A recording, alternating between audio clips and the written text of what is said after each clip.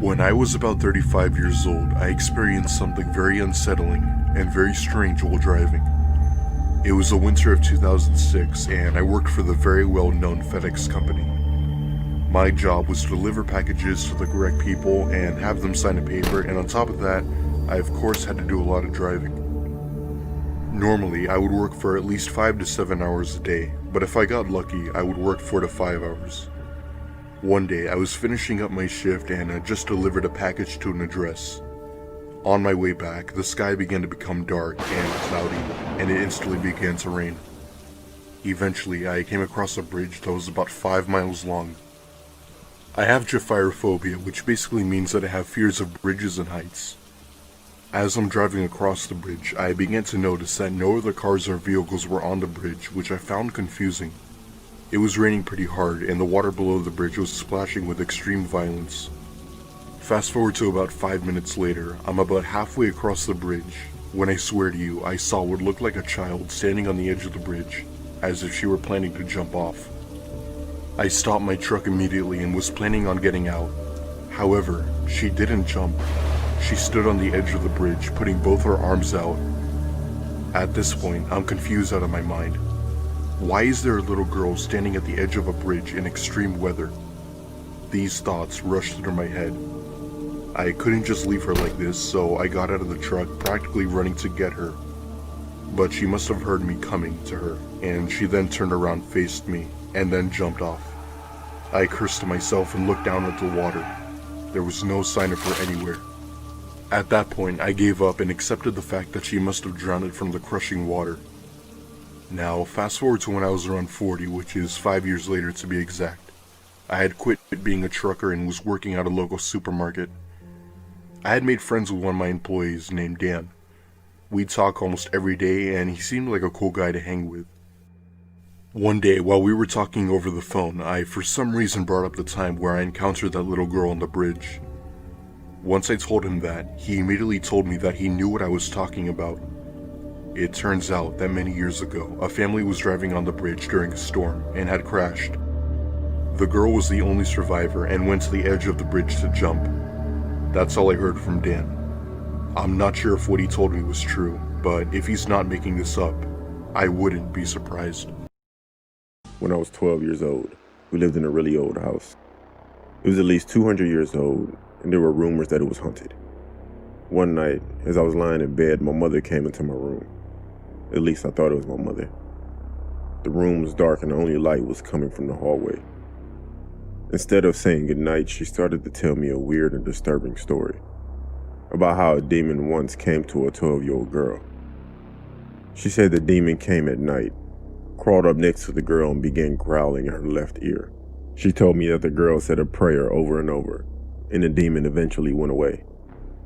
I remember just laying there, looking at her, wondering why she was telling me this story, especially right before I went to sleep. She was really freaking me out, honestly. Eventually, she finished the story and got up, and she left without saying anything more. I laid there in the darkness, trying to figure out why my mom would say those things. I tried to get it out of my mind and concentrated on getting comfortable and falling asleep.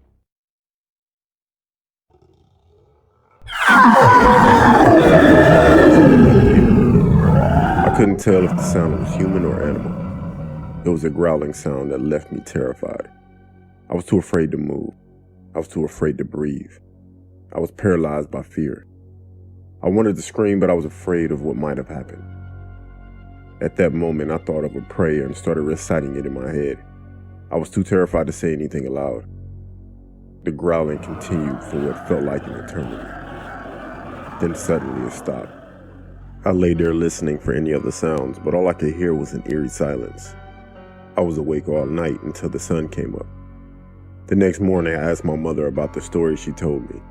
She claimed she knew nothing about it. She said she had never come into my room the previous night. What she said scared me even more than the growling itself. She said, "That wasn't me. Why would I tell you such a horrible story? Why would I scare you like that before bedtime?" To this day, I still cannot come up with an explanation. I believe that whoever or whatever it was that came into my room that night, it was not my mother. I think it was her doppelganger or a protective spirit disguised as her, trying to warn me of what was about to happen, trying to tell me how to save myself from a possible demon that was about to come for me. Or whoever it was. Thank you.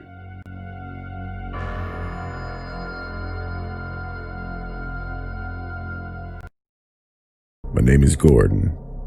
I'm 22 years old, but this story happened when I was 10, and it takes place in Florida. Me, my 6-year-old brother, and parents were on our way to Disney World for the weekend. It was our first time driving there, and we got a bit lost. We had to leave in the afternoon, and it was quite a long drive from where we lived. And like I said, we got a bit lost.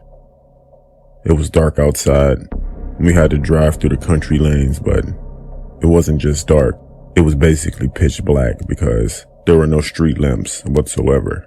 The country roads we were driving through were quite creepy. I know me and my brother were freaked out, and to be honest, I think my parents were too. We had been driving for a while and I had to pee very bad. I know we could pull over, but I really didn't want to because it was scary as hell out there. But unfortunately I couldn't hold it anymore, so I asked my dad to pull over.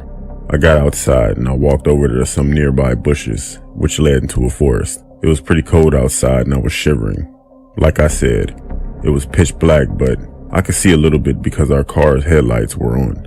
I went to do my business when I heard a branch snap. I looked up and towards the woods, and I saw some kind of light. It was a lantern.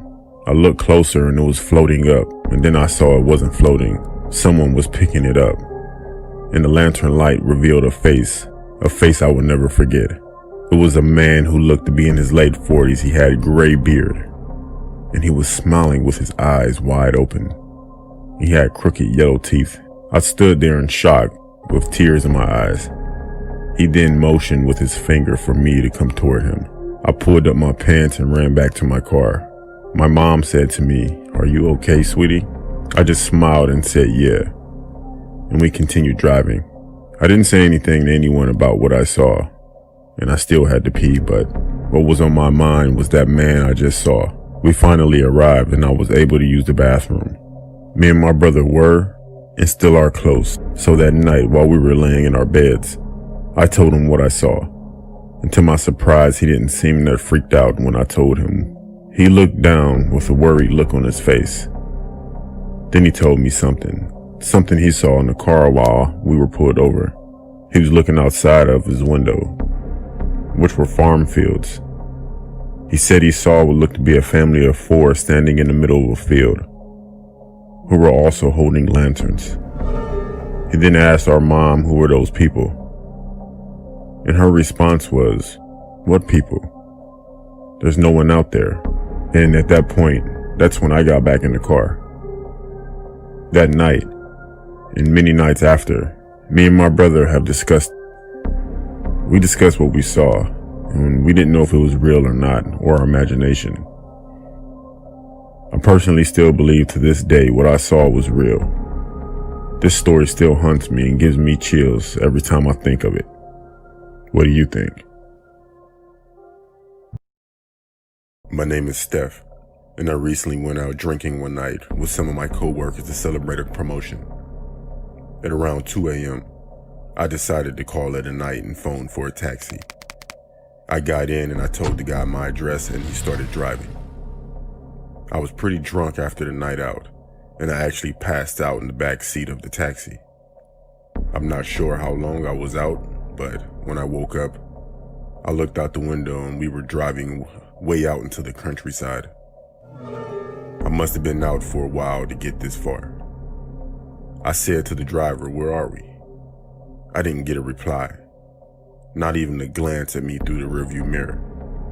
That awful feeling of realizing the dangers I was in was dawning on me very quickly. I went to pull out my phone to call the police, and I couldn't find it. In fact, my pockets were empty, along with my bag missing. I moved slowly to open the doors, but they were locked. I told the driver to stop, but he didn't answer me. I told him again, he didn't say anything, but he just motioned his finger to his lips, implying that I shut up, while looking through the rearview mirror. At this point, I was terrified. I just sat back in the taxi with tears in my eyes, thinking the worst and what I can do to get out of this situation. The car finally stopped when he pulled into a parking lot next to a river. There were 2 vans there, and about 4 men standing outside next to the vans.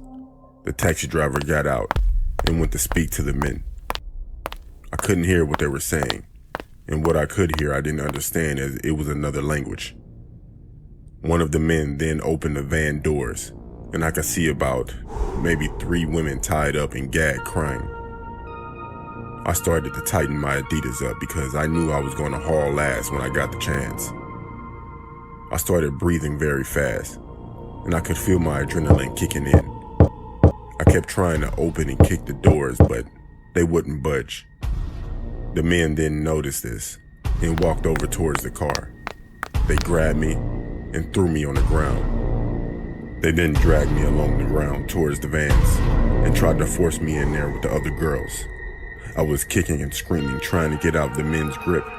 I bit one of them really hard on the hand and he screamed, "Let go of me." I somehow managed to slip away from the other men and ran straight into the river and started swimming as best as I could to the other side. The men were shouting and getting into their vans, to which I assumed to try and capture me again. But they never did, because I finally made it across the river and started running across the fields to get away as far as I could. And I didn't see or hear these men again. I found help and eventually informed the police of what happened. As far as I know, I never heard anything from that taxi driver, those men, and most importantly, those kidnapped girls.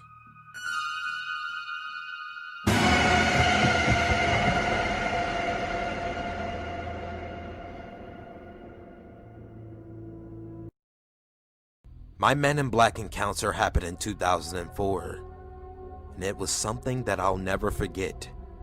Prior to the Men in Black incident, I went on a camping trip to Joshua Tree National Park with a few friends. On our last night there, we were looking at the stars while in front of the campfire. That's when I witnessed a couple of glowing blue UFOs in the night sky, going at amazing speeds. I couldn't believe what I was seeing, and my friends were equally amazed and mystified. I tried to take a photo with my flip phone, but the UFOs moved way too fast to get a clear image of them. On our drive back home, we talked more about what we saw, and were really excited about it. Not long after, I noticed a black car following me from a distance. I switched lanes to make sure the black car was in fact following me, and sure enough, wherever I went, the car followed. Then when I glanced at my rearview mirror again, the car suddenly disappeared without a trace, which was really unsettling. The next day, after running a few errands, I started driving home, and when I arrived at my house, I saw a black Cadillac parked in my driveway. I tried to convince myself that it wasn't the same black car following me a day ago, but my gut feeling told me otherwise. When I got out of my car, 2 men in matching black suits, light gray dress shirts, black ties approached me and asked if they could ask me a few questions about what I had witnessed the other night before. I asked them who they were and to see some credentials. They claimed that they work for a division of the US Air Force.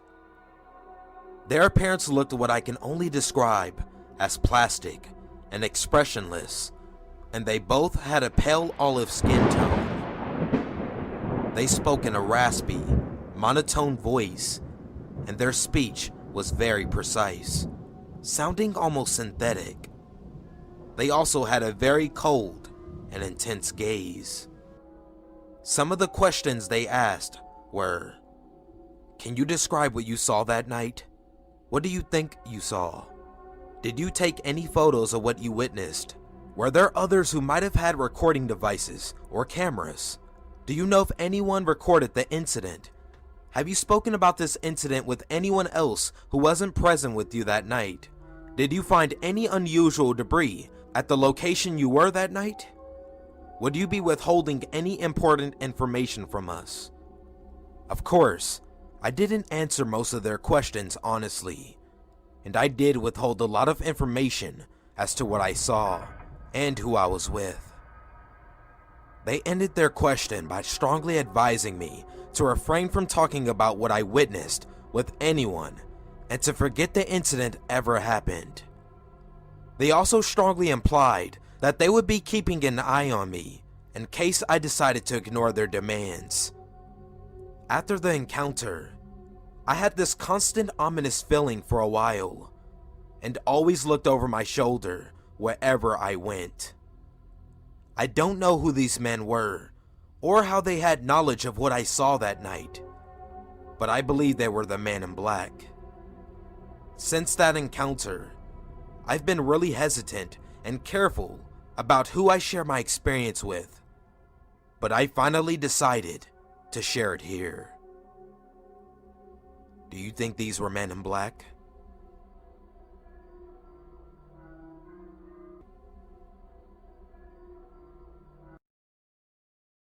Growing up, I lived in the middle of the woods. No neighbors for about a mile on each side, and we owned 60 acres of forest and a swamp after that. So I basically lived in the middle of nowhere. One summer when I was about 14, I was out in the middle of the woods playing with my dog when I kept feeling something hit my elbow. I'd go to throw Max's ball and the bump would make me throw it straight up in the air. Assuming it was just me bumping it on the trees or something, I just ignored it. After the fourth or fifth time of it happening, I thought, well, this sucks. I'll just go home. Walking back, I felt uneasy, but I knew it was just me freaking myself out because we were alone. About an hour later, Max and I are at home on the couch when the garage door opens and he starts barking. I hop up to, go let my mom and dad in, even though they were home really early. I peered through the peephole and saw the door was still shut and no one was in the garage. Quieting Max down, I opened the door slowly and I called out for my dad. Nothing. No response at all. So I got out to check the door and it's still locked. Okay, sure. Weird, but oh well. Max heard it too, so at least I know I'm not going crazy. About 20 minutes later, I hear the door open again, and this time Max starts growling like crazy. I quiet him down again and just assume it's the wind or something making noise, even though by this point my heart is racing. I hear footsteps come up the stairs and think, oh geez, Dad really is home this time. And I hop up and run to the door. It starts to jiggle, so I run faster to let him in. I peek through the hole, and even though my hand is loosely around the jiggling handle, there's no one on the other side of the door. Terrified, I go hide on the couch with all the lights on, but Max is still growling. About an hour after that, I start to feel a little better even though I'm still terrified, and then I hear the door handle jiggle again. This time it was Max jiggling it. He needed to go outside, and the only way outside is through the garage. Fantastic. I literally sprint with him to the kennel, and as I'm standing in there, I decide to ask this thing questions to make myself feel better because I knew it wouldn't answer me. Thinking about what to ask, my eyes are drawn to the huge, heavy oak door on the kennel. It was always open because it was too heavy for me to move easily. So I said out loud, "Okay, Ghost, if you're really here, shut this heavy door." Then nothing. A minute goes by, nothing. Max is still sniffing around. I turn around and yell at him to hurry up, and then from behind me I hear click. I whipped around and saw the giant door had swung shut and latched. Okay, clearly it was just the wind. It wasn't really windy, but it was the wind, for sure, it had to be. So I proceed. "Okay, Ghost, that was the wind. If you're really real, you'll open the massive door back up." then nothing. I relax a bit and then squat down with my head on my knees, reminiscing about how lame I just was being scared when I hear click, clack. The door was now wide open. Max was done, so we booked it back into the house, locking every door in the house. For the next 4 hours, I would hear the footsteps on the stairs and the door handle jiggling every few minutes, until finally, around 11 p.m. my dad walks and yells at me for wasting electricity. I never told him or my mom about it until about 4 months later, when my dad came in from hunting after dark. He looked shaken, and I asked him what was wrong. He said he aimed at 2 deer but missed both completely because it felt as if something was hitting his elbow and making him shoot way above the deer. That's when I told him everything.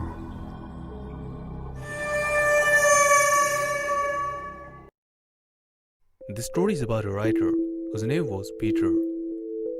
He was an amazing writer.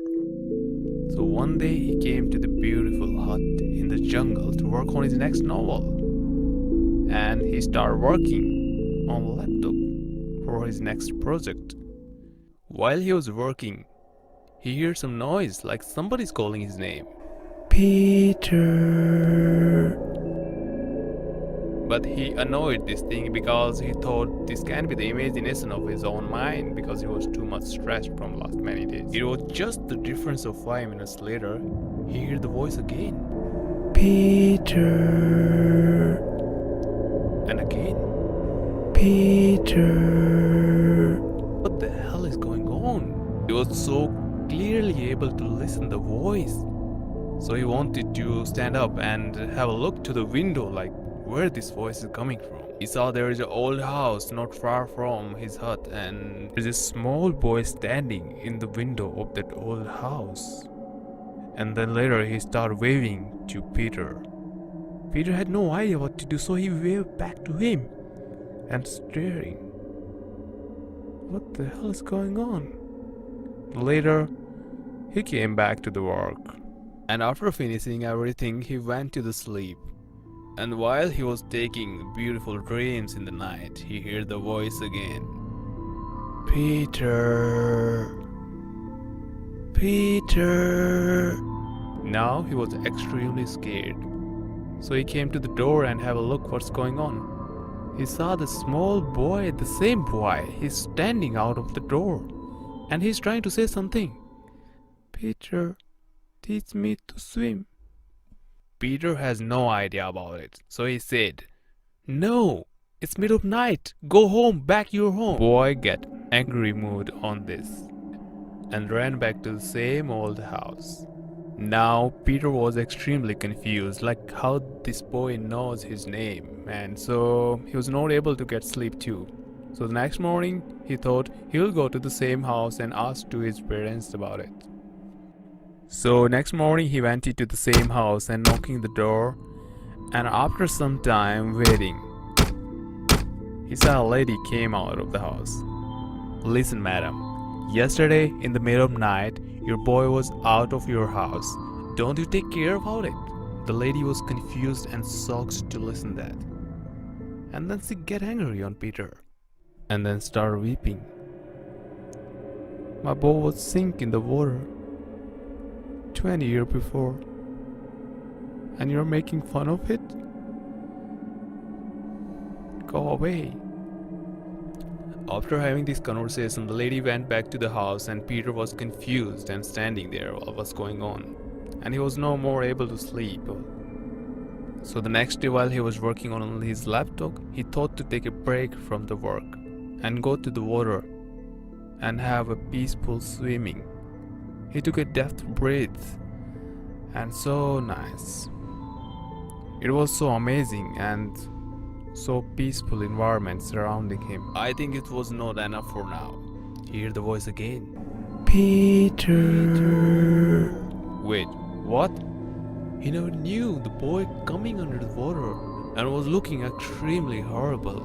And only the moment the boy turns into an evil look and then grabs the leg of Peter and took him under the water forever. After a few weeks later, police investigation for everything, but they didn't find any clue of Peter.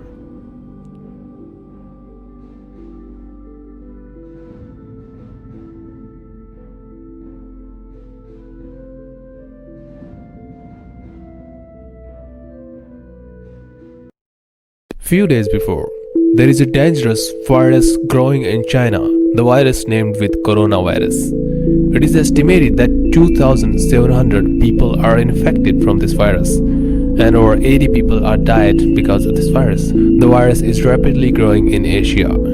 As it growing faster, the medical and government should be prepared already for this virus. The symptoms of this virus are dry coughing, breathing problems, and little fever. And it's better to create some distance from these people who are having these symptoms of this virus and need for a medical checkup instantly. This virus was first found in animals and then is transmitted from the animals to humans and one human to another human by infection. China has a huge sea market in Wuhan, where a huge number of animals are used to be sold. The China seafood and meat market reported to be sold a range number of animals.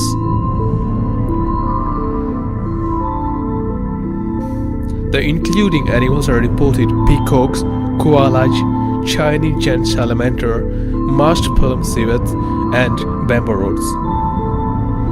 And I guess there was a similar virus was found in Africa, which was named with the Ebola. This video is about spreading some awareness about these kind of viruses. So if we could not stop them, one day they will stop our world, and they are enough strong to do that. So I would like to thank you for watching, and subscribe the channel and share this video as much as possible. If you want more animated video like this, please hit the subscribe button and like, comment and share. Thank you so much.